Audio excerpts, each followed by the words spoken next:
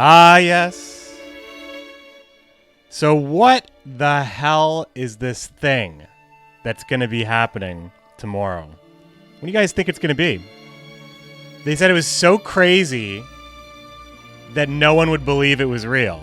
So that's pretty wild too. And I don't even think I don't think if they told me spectator mode was dropping tomorrow that I would think it was a joke. That's not that's not crazy. It doesn't seem like a crazy thing. New Witcher Tales? I doubt that. The Masters announcement? Hold on. Yeah, just think about something that sounds unbelievable. So, Masters announcements, tournament mode, these are not unbelievable things. So I just don't think that these were unbelievable things that they could hold. David Rodriguez Jr. saying Speed Gwent mode does sound like it could have been a joke. So I'll actually say that could be plausible. New expansion? Again, does that sound unbelievable? It depends on what the content of the expansion is. If the content of the expansion is Party at Kaer Morhen, it's like a crazy, fun, weird expansion, then yeah. If it was like an unglued, unstable, MTG type unset, that is possible. That is possibly impossible, right? I highly, highly doubt there's a new faction coming. As unbelievable as that would be, the faction itself, the thing is, they could tease a new faction and show cards, and that's believable, right? That's a believable thing. What is unbelievable? All right, let's talk about the changes here, because Paolo just updated this officially yesterday, but we know that's not true.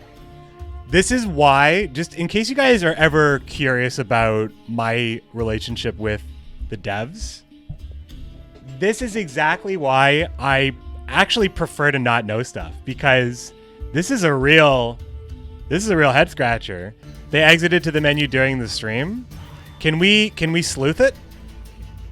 Oh, I see it. There's a signpost. Do you see this? Wait, I gotta wait for this to go away. They talked about the signposts? I mean, if it ends up being some social interaction, that's not even the thing. Okay, but I saw it. Interesting. Okay, super cool. The signpost. So we have Handmarvin's Blue Dream and Renew. Both of these cards are now 12-point cards. Renew used to be 14 and Blue Dream used to be 13. But they can only resurrect a 9 provision cost card or less. Which means specifically, you can't renew stuff like Philippa, Falibor, Oak. Okay. So it's always been like this, Graveyard Hate. I mean, it's expensive for what it is, right? It's just too expensive. I was just making sure because I've seen so many versions of these cards. You must understand, my friends. I don't know. I doubt they see play, but there might be, if you really want to play two defenders, this is how you do it reliably, and it's much easier to do it now because 12 is not. Would you play 12? So look at Letho Kingslayer and what Nilfgaard pays to have a second defender with that card. I don't know. It has to be dead, though, right? The defender has to be dead already, so it's not really the same thing. I don't think they're good cards. I don't think they're going to be good cards. Difficult cards to balance because it also manages. So, I mean, if you didn't know, I like when I can throw out fun facts like this. Commander's Horn Podcast, Episode 2. Keep in mind that I have made 123 of these. Episode 2, before the game was out, and it was just we're just theorycraft, just thinking about the game.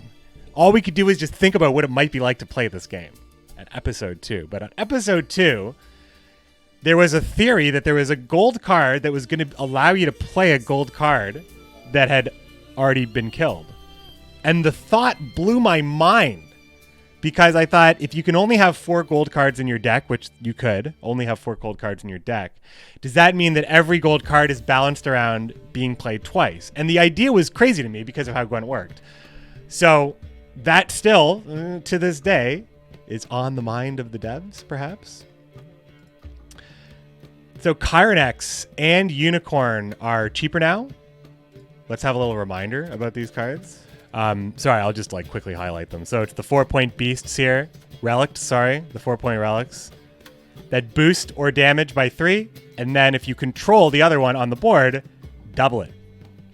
So it becomes a 10-point card, but more importantly, a 6-point removal, I would say. More importantly here. But I mean, there's nothing that really cares about relicts. So because of that, it's probably not going to be a big deal. Germain's power went from 4 to 5. I think that's probably fine. This card, Germain's weakness right now is that there's not enough cards that care about it. And Germain actually is, he takes up more than half of your row when you play him. So like, I was already not even really considering playing Germain in a deck like Congregate, which would realistically run this card. So, and you also you must play him on the melee row to spawn the cows. So I don't know. I mean, I don't know. It might see play, but I just don't know. It just seems like you're paying a lot up front to play a card that you're going to play early anyway. And if you want to, like, what card's crazy good with Germain isn't Congregate stuff, Sacred Flame. It's already easy enough to play Commander's Horn in a lot of decks. Because like I'm saying, like, it's not hard to fill your row up if you are trying to do that. I guess scoia'tael could maybe do something with it. They're beasts, so maybe Skellige could do something with it. Monsters could do something with it, but they haven't been doing anything with it so far. But it's funny how these buffs will just make you take a closer look at what's out there. So Golden Froth, now unlock and boost by 3. Now it's priced very similar to Crow's Eye's new effect of Purify boost by 3. So they are kind of, that makes more sense now. Good Revenant targets. Oh yeah, it's good for Kikamor Warrior too, I guess, if you're talking about your own board. Monster's new ability. So Alpha Werewolf goes up to 5 strength, which is insignificant, I would say, as a Thrive card. The immunity is what you're paying for. It's honestly just harder to Thrive. I honestly think that this is almost like it's like one of the most insignificant buffs you'll ever see, I think. A card that is really hard to hit that also has Thrive. It's like, it's always Thrive. This card is always thriving all the time. All right, so anyway, Spear Tip is slightly cheaper, but I don't think we'll see play. Because, like, Igurn is just, like, seems so superior in so many ways. And you save a lot. I mean, you're only saving 3 now to play Igurn. I mean, what do you pay? You're paying for reliability. Absolute, sheer, unquestionable reliability. It actually, you know what? It might see play. This actually might see play. You know, it makes it, you know, it's got the attractive effect. Just a little facelift, you know, just little. It's just a little Photoshop now, just a little bit more attractive. 5 for 6 for immunity and Thrive. Yeah, but I mean, in a world where you are not thriving at one time, the only way that this is a real buff is if you very specifically have a full hand of cards, and every card thrives Alpha Werewolf, starting at like a 6 strength card in your hand. So you need to have a 6, a 7, an 8, a 9, a 10, whatever. It's the only way you're getting that extra Thrive, that extra point. But otherwise, you're not getting that extra point. I just actually think this is the invisible buff, really. Skellige, oh boy, the buffs. The buffs. So Skellige gets a new... The good news is Skellige's leader ability is not that great. It's not that great. But the card buffs are. Sarah St. Crate no longer plays a Drummond Shield Maiden or a Drummond Queensguard from your deck, but instead spawns one of those cards on the row. Specifically, this makes a big difference to the Drummond Shield Maiden in that if you wanted to ever play Saris with this ability, you'd have to put it in your deck. You don't have to do that anymore. And now, if you ever wanted to play both your Drummond... Sorry, I was talking about Queensguards before. The Shield Maidens now come out of your deck, and 2 of them will come out of the deck because you spawn this. That's good. But also, the card is good in Singleton Skellige because you can play the Drummond Shield Maiden with the easy mulligan. Saris will pull out the extra one, and your opponent might think you have a bad hand. I don't know. I think this has huge... I think the card that might break this is Lippy. I'm not a Lippy player, so I could just be super wrong about this.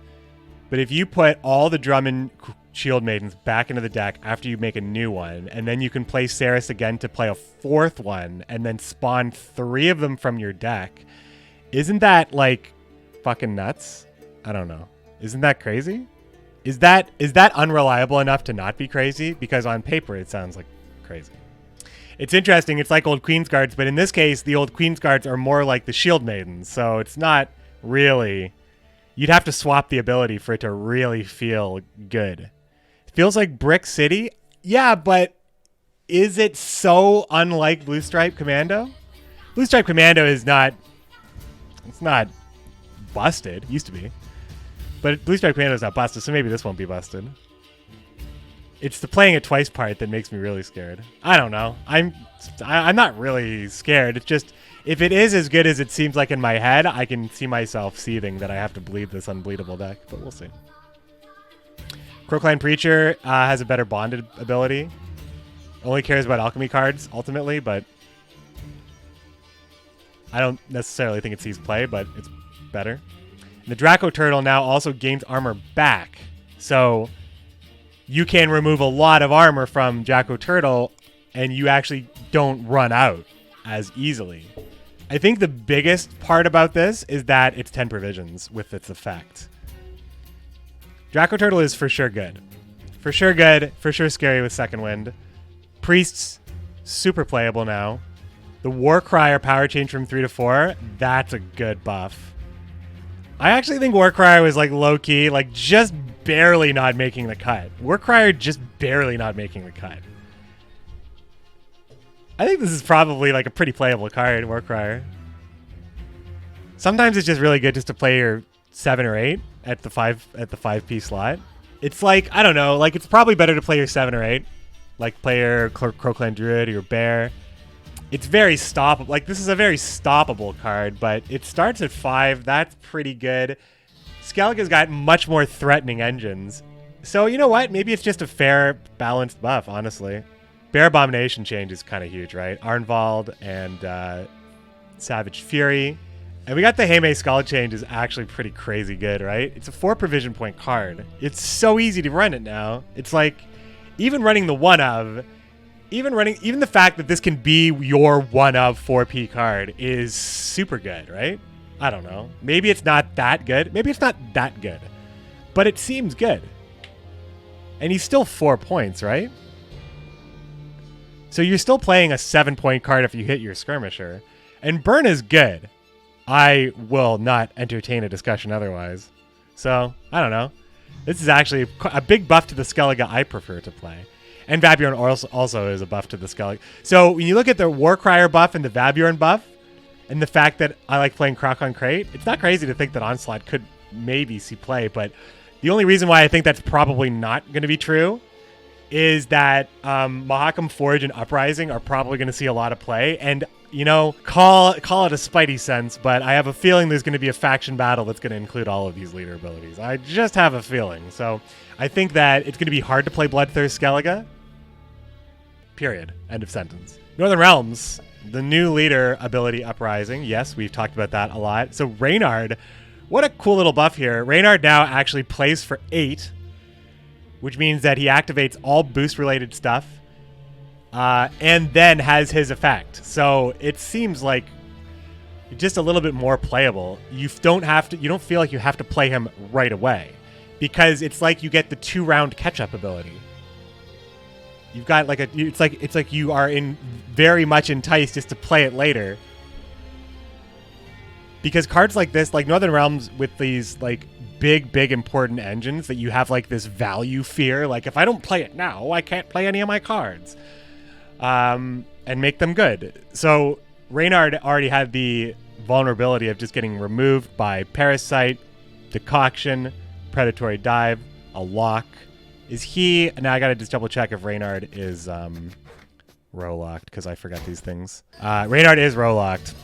So he still is, he's still very, I mean, he's probably appropriately costed now with this new effect. I mean, it's good. I mean, row locking is a good thing because Nilfgaard just tasted sweet justice, so it's fine.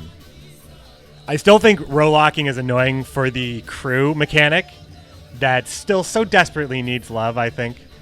There's too many things that need to be on range and too many formation situations, oh yeah.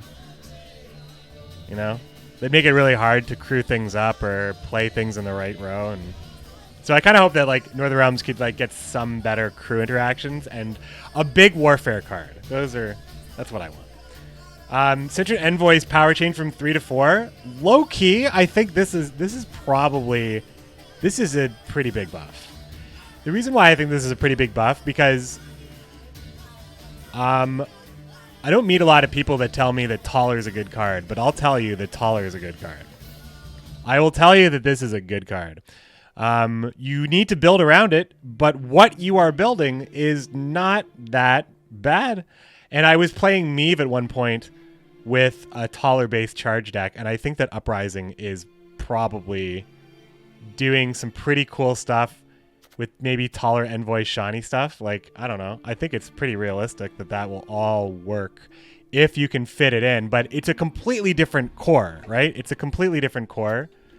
Cintron Royal Guard, power change from 4 to 5 and boost by 3 if you control for each other Royal Guard you control, boost by 3. So if you're playing Mobilize, Adalia, Reinforcements, all of these things are a lot better because the Cintron Royal Guard is that much more survivable and adds that many more points when you replay it. The Cintron Royal Guard, I think that Cintron Royal Guard Northern Realms and charge-based, boost-based Northern Realms will see play.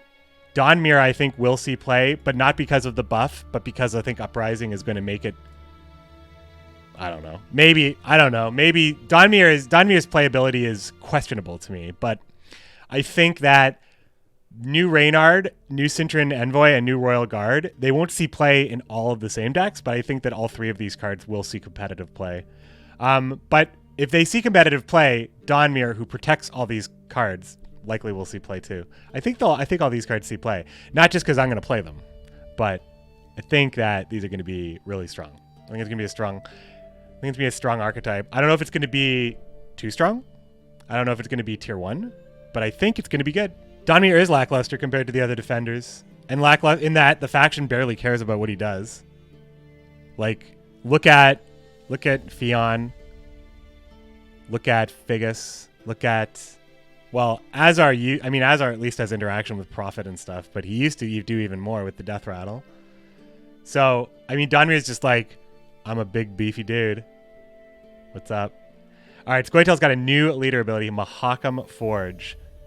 On order, spawn tempering, and you get 15 provisions, not 14. Maybe I'm just remembering it wrong, but I thought it was 14. So all dwarves in your starting deck at 1 armor. This is significant for a lot of things. We got to see all the changes to dwarves. These are a lot of big changes. This is probably like where we're going to spend the longest time. Cheaper to run 2 envoys instead of Taller? Why not run all 3?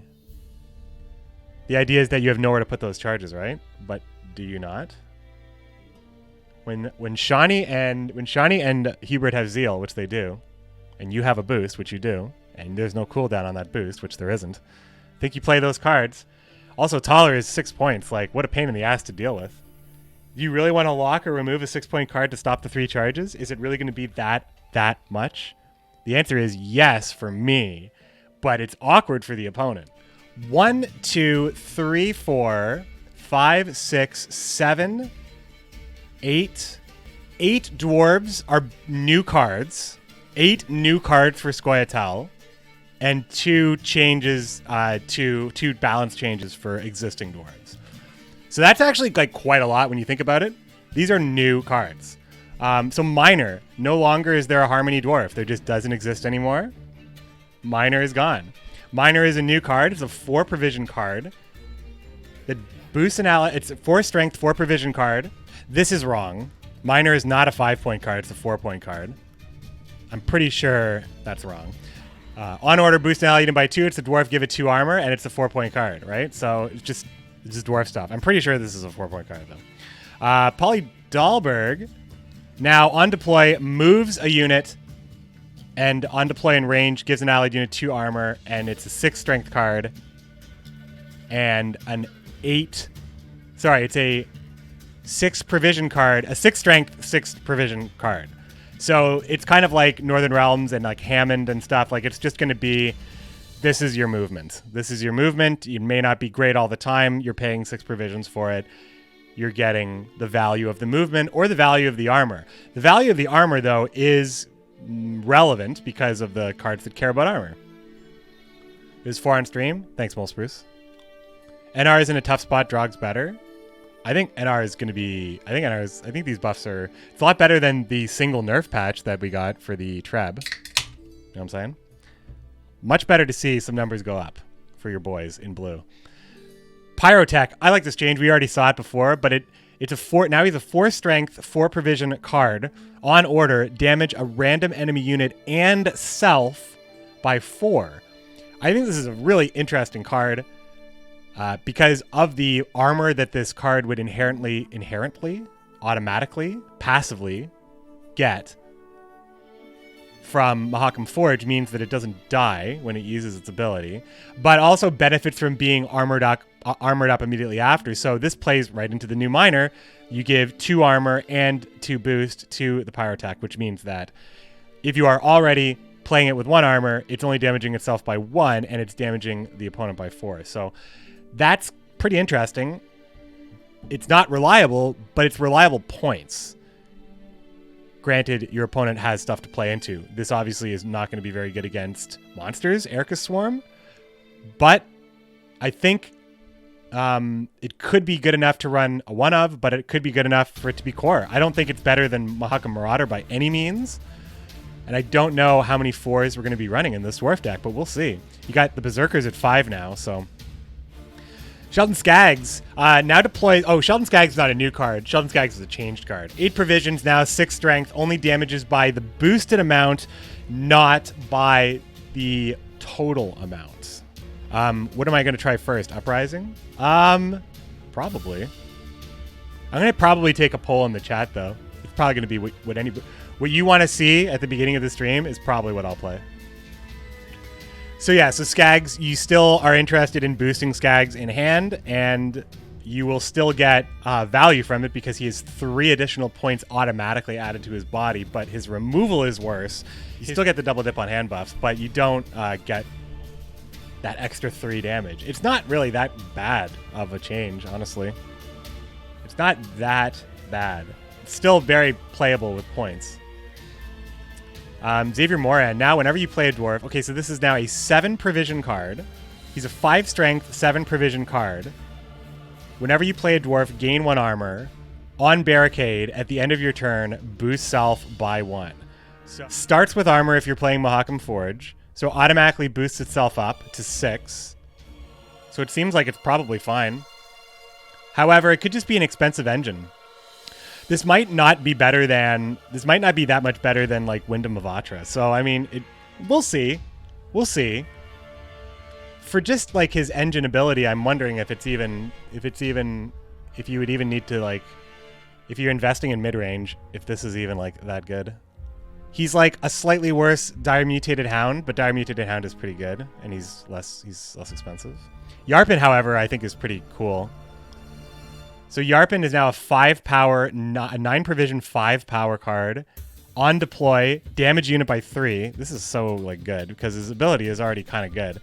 His ability is barricade at the end of your turn. So if this unit has armor on it, at the end of your turn, lose that armor and boost self by that much. So this guy is already boosting himself up with armor, playing for 8, which is really playing for 9 with the leader. So you're getting 9 for 9 straight up within, with a combination of points. And also an engine that, and you have cards that interact with this card, right? And you have cards that maybe you don't necessarily have to give armor to stuff, but this is the guy that cares about it. I think this is just probably pretty good.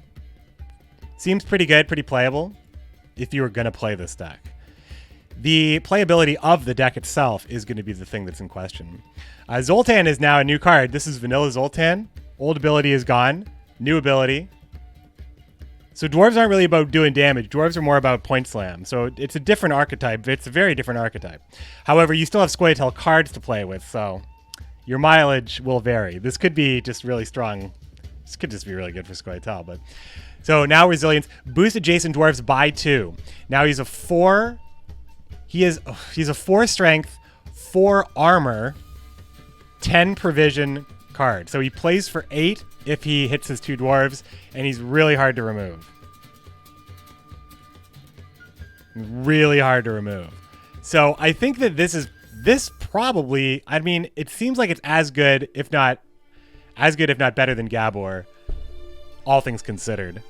But Gabor is probably seeing play with this guy. So I have a feeling that the dwarf carryover between Gabor and Zoltan, and potentially renew with Gabor, just if we're just thinking about things. I don't know. Carryover has always been a very scary thing, but it seems like scoia'tael will now be kind of the masters of that.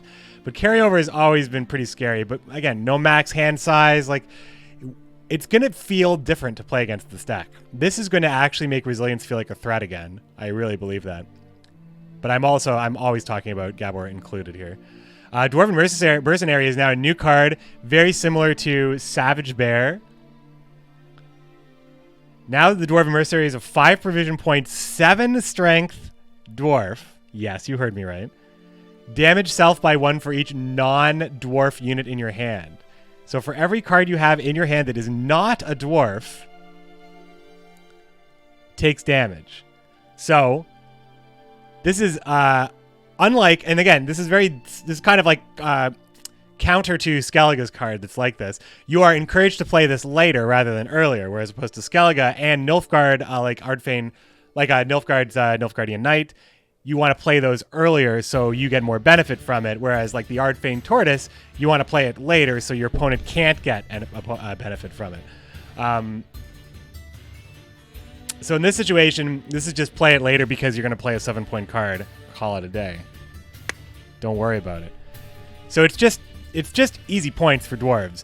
This means that dwarves aren't going to be very slow because you're gonna have a lot of reach with this. This seems auto include to me. The thing is, it's not the reason why this is probably. Before I overrate this card, I think I am about to overrate this card. So hold on, let me just bring it back here. It's not that good because it's good for round 1.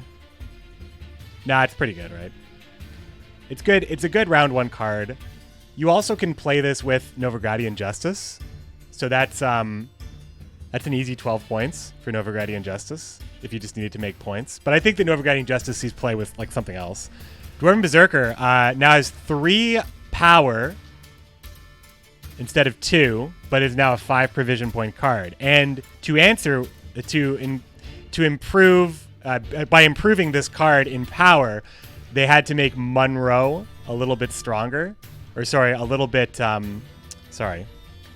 weaker. So they hit him twice, Monroe. 12 here and also 6 strength. Now he's a 12 provision, 6 strength dwarf that creates 2 dwarf berserkers from rowdy dwarves. Now, I think that if dwarves are good, Zoltan's company is probably going to see play, so Monroe would start to see play, but you also have Dwarven Chariot and Figus. So I think that you could, it's probably going to feel like the older dwarves, like when Iron Judgment just came out, you'd see Monroe all the time, especially early. You'd see Figus Monroe or Zoltan's company Monroe, and I think we're going to see that again, because I think that that's actually a pretty good trade. And it's annoying, and I think that you have a lot of cards that benefit from that, from playing all these dwarves early and kind of rushing them out. I think dwarves are going to be quite good. Isengrim nerfed by 2 points. No problem here. Nothing to see here. Good. Let's see what the comment is. Oh, wait, here. Isengrim is both a finisher and an engine in one. Yes. And combined with how much easier we made to get elves on the board fast has made it necessary to lower his base power. Been saying it. So this is good. Nice nerf. Elias's ability. Elias is a new card as well. Sorry, scoia'tael. You got one other new card that wasn't a dwarf. Elias's power. This is just a new card. 6 strength, 7 provisions. 9. Sorry. Wait. It's a 9. It's still a 9 provision card. 6 strength, 9 provisions. Destroy an allied unit and spawn 2 Deadeyes. It's a cool card, right? It's a cool card. Seems OP. It seems not bad. It seems like you could play this card. Yep.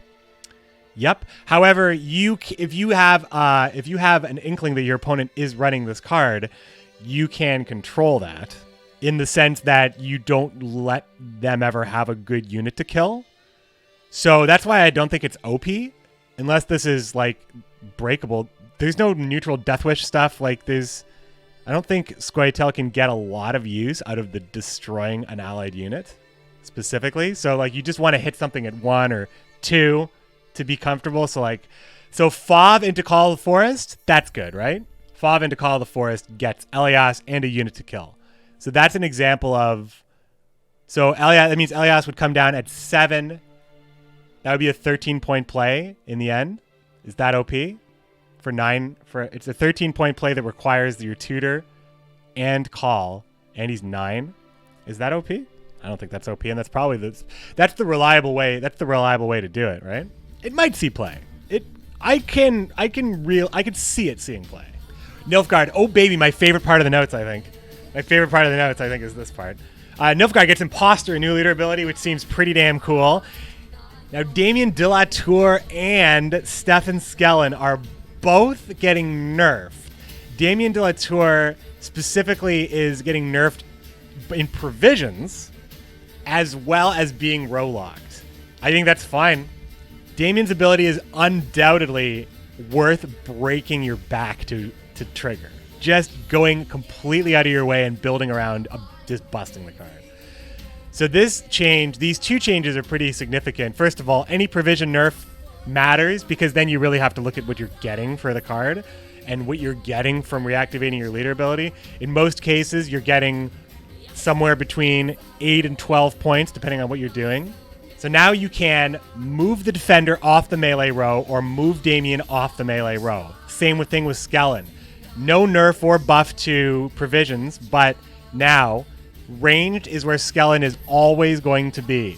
You know it. It's inevitable. You can't protect them both because they need to be on different rows. You know exactly where they need to be, so you can move the defender based on what you're scared of or what you've seen already. It is just allows for a ton of counterplay against very oppressive cards. And then they didn't nerf Bribery. Good. Bribery was specifically bad with Skellen around. Bribery's high roll is a lot easier to stomach when there's a lot of cards that play for a lot of points around 8. I mean, it's really not that crazy.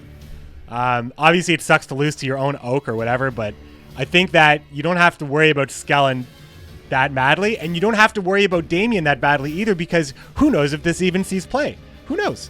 Nilfgaard is high-rolling their Bribery, and they're doing all of their OP stuff. So it feels bad when they high-roll Bribery and they're already kicking your face in. So brave. It's a brave choice, but I think that these changes are massive, massive nerfs to the faction. Just, it's a nerf to the overall competitive vibe. Like, the decks that you build now, hopefully it's just much more wide open. It's possible that Nilfgaard... Oh, I don't want to say it. I mean, I don't want to ever count Nilfgaard out, but these are huge nerfs, right? But, I mean, I just don't feel bad about it, and I think it's fair, and I think this leader is going to be dope. Should have nerfed Yenvo. I would love for them to change Kahir. I would like that card to be out of the game forever, personally. Okay, Syndicate. Hidden Cache does look pretty good. Salamander Assassin, really interesting change here. It's now a 4-strength card with 1 armor and for 5 provisions that damages an enemy unit with a bounty by 2 on order instead of on deploy. And I actually think that Jason's explanation was pretty great. You are more inclined to have this ability on a delay than you are inclined to have it on a deploy. Because if this unit is on the board, now you can play that bounty and immediately follow up with that damage. Whereas before, if your opponent clears the bounty or whatever, I mean, you're just playing... Oh, it's also got Intimidate. It's also an engine. It's also an engine with Intimidate. So that makes it just significantly better. So that means it also is getting boosted when you play your Slander. So you play your Slander, you damage it by 2, or you play Slander, and then you do something with something else on the board. You play Bounty, you get the coins. Like, it's a nice, smart setup card for Syndicate, and I think Syndicate players really appreciate smart cards because the faction is kind of a smart faction. Which is why I think that Hidden Cache is so interesting, because it seems like it's the least smart leader ability. But whatever. Payroll Specialist got a change. Now, I gotta show you guys the original. So I played Payroll Specialist in some decks, especially when movement mattered. Before, it was a 3-strength body with an engine that profited you 2, and then, on tribute, you could then use the ability. Now, you need to have money first, but he drops at 5. But the card drops at 5. So, I mean, I actually think they made this card worse, but it still has Intimidate. I'm curious, and let's see what they say. I'm actually still looking at my deck builder here. So what, meant to make them more engines for Intimidate with extra tools than cards that happen to have Intimidate. But I just think that the Payroll Specialist is worse now. Isn't it worse now? Maybe I'm weird. I guess it plays for more points. It's just, I don't know. I just don't think it's... I think I could have realistically played this card in a deck, and now I don't think I would. If I needed movement. Keeper of the Flame boosted from 3 to 4, raising the value for Keeper so it's easier for him to keep up with other 5p options, even if you could not create the best case scenario for him. But if you can create the best case scenario for him, he's pretty good. However, that's just Row stuff, right? Row stuff has lots of really good cards that support Row stuff, and they have a lot of counters. So I don't think that this makes this card OP. I think that the change at the time when I saw the change, I did, but now I think about it, it's probably not that crazy. It's probably fine. Sir Skewertooth is now 7 provisions with armor and a lower tribute. So these are really underplayed cards, which is why they're being addressed. So I find that very interesting. So here's our poor beefy boy here. I guess Porky, because it's a pig. But Sir Skewertooth, 5 strength with tribute 4, gain immunity and intimidate 2. So this is an immune engine. I thought that this would see some play, but often 4 coins is worth 4 or more points. So protecting this card, it's really hard to assign a value to it. If, let's say your opponent could never remove it anyway. Did you give up your money? Yeah, you did, right? It's a good return on your investment, though, with the Intimidate. Future coins kind of get that extra boost all the time. Your profits are better. Your profit margins go up. But this card did not see play. So now we go back into what it is now. So now the card is cheaper to include at 7. Easier, it survives easier with 1 armor. So even if you don't pay the tribute, but even if you do pay the tribute is now 3 or 2 off the books. That seems a bit more, that seems easier to stomach, right? Seems easier to stomach. Again, it could see play. It's around like some of the dwarf cards that I think on paper, the value seems like it's there. Tatterwing gets a provision buff as well, so monsters get an extra buff as well. Otherwise, the ability is the same. Currency symbols assimilate not triggering properly. And Igurn fixed. That's an annoying buff, right? Right, that was an annoying thing where you actually couldn't kill Igurn with the armor strip. No monster nerfs. No monster nerfs. The Igurn nerf. Igurn's not a nerf. Igurn was basically bugged. If you removed armor with Sapper or with Irish Shade, it wouldn't trigger the exposed ability, which is just a straight up bug. A straight up bug. And didn't I have a bug the other day where a Death Wish didn't trigger or something? Didn't I have a bug the other day that cost me the game? Will dwarves be meta? I think dwarves could be... I think that the deck could be good. I don't see why it can't be good. The only reason why I think that the dwarf deck wouldn't be good is that it's just it's too easy to bleed it, and it's too easy to beat what it's doing. Generally, though, Point Slam... I mean, it's going to be Point Slam. I think it probably loses to Heavy Reset, and if dwarves are meta... I think dwarves and Uprising probably make Igurn reasonable inclusions. I'm going to make this prediction. I think Igurn. I keep saying Igurn. Erden. Geralt Erden is going to slay. Because all the new monster cards that come out of the leader are 2 base strength, plus all the other monster stuff that you can reset. You can reset a lot of boosts over the course of a row, which dwarves might care about. You can reset a lot of these crazy boosty things that Skellige is going to be doing with Priests and Draco Turtle. Northern Realms is probably going to be running 2 boost-based archetypes, so that's probably going to be really good too. Nilfgaard probably is not going to be that susceptible to Erden, and that leaves Syndicate. And I think Syndicate's Horde stuff is very Erden vulnerable. So yeah, I think Erden is gonna be meta for at least the first day, but it could honestly be quite strong. All right, my friends, that's going to do it for me today. I just want to talk about these changes, and we'll be live for some early Gwent, playing some new leaders all day long. Take care, my friends. Have a good day, and I'll see you tomorrow.